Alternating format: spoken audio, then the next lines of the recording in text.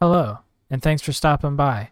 Today we'll be discussing why I chose Debian as my distribution. I chose Debian because it's stable. I like knowing that when I make an update to my system or to any packages, that it's not going to break my system, or that it's not going to render my packages useless. I like knowing that it just works whenever I go to open it, because I use Linux as my daily driver, and I really need for things to be stable. I can't be playing chicken with the train when it comes to my packages. I also chose Debian because it's secure. Usually every week or every 2 weeks or so, sometimes even as late as a month, I'll get security updates. That might be the only type of packages I get, but at least I know that the security is being kept up to date on Debian Stable. I'd also rather have a distribution that isn't ran by a corporation. In other words, I want it to be ran by the community for the community. That's something that is very important to me. And Debian is something that I don't really see going away anytime soon. Debian just hit 30 last year, and while I can't guarantee how long something will be in this world, it's something that I know will last a long time based on its track record. And that's also really important to me, because the last thing I want to do is wake up the next morning only to find out that there will never be any more updates to my distribution. Because then that means I have to look for a different distribution, because you're going to need updates. I don't need updates all the time, but I definitely need my updates nonetheless. Speaking of updates,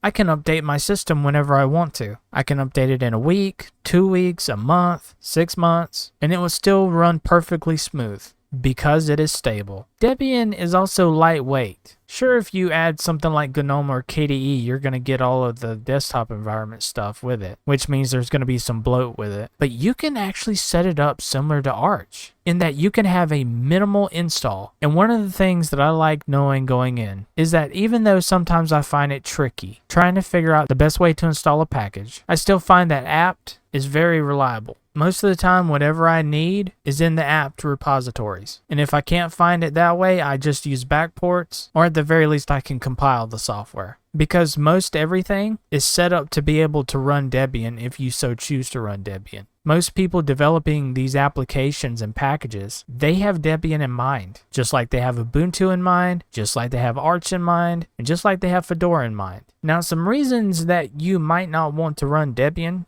is because packages aren't as up to date as they should be, but you trade that in for stability. Packages aren't going to be the latest and greatest, because they end up testing their packages over a period of time, and once it's ready, they release it to the public. Although, like I said earlier, you could just install backports and get applications that way. But I'm the type of person that I don't need the most up-to-date packages. There's like maybe 1 or 2 packages that I have in which they need to be as much up-to-date as possible. But as a general whole, no, I don't need to have the most up-to-date packages. Another reason not to use Debian is because it's not meant to be a rolling release. Now, of course, you could use something like testing or SID, but those are not recommended. But they're available in case you do want to use those as an option.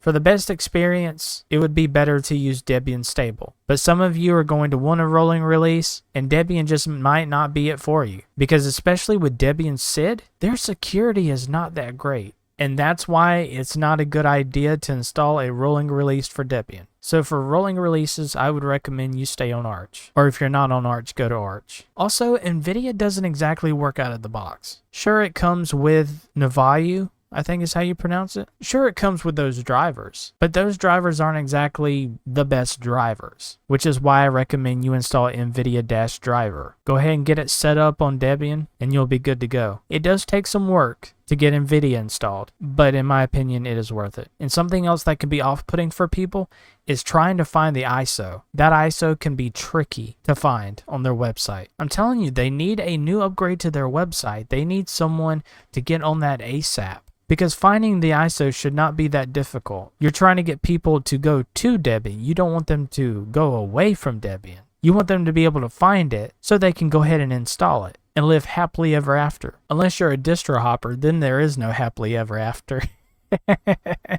But yeah, with that, we have come full circle. If you guys enjoyed this video, make sure to give it a like and hit that subscribe button, and I shall see you guys in the next video.